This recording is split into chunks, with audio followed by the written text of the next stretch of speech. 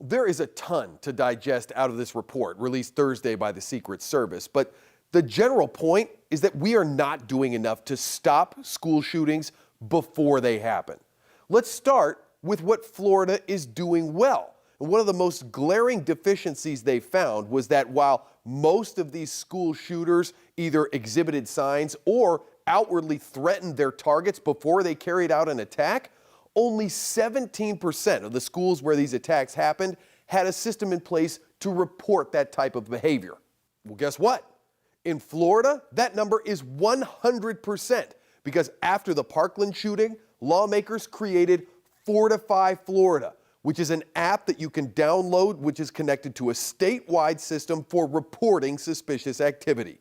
Second, in 2/3 of cases, either adults or classmates observed that suspicious behavior, but didn't report it. Well, those people can all learn something from our little buddy, Blake Johnson. I saw them in the backpack and I was like, what's in there?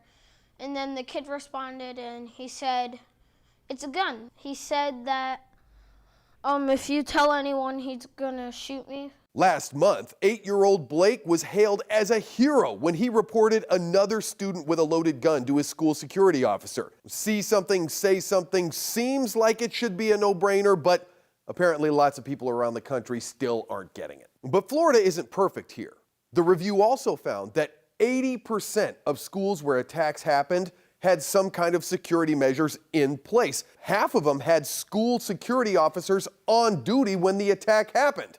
This was a huge point of emphasis for lawmakers writing the Marjory Stoneman Douglas High School Public Safety Act. And while having those physical barriers and officers on campus certainly helps, this analysis shows they really aren't enough to stop a school shooting before it happens.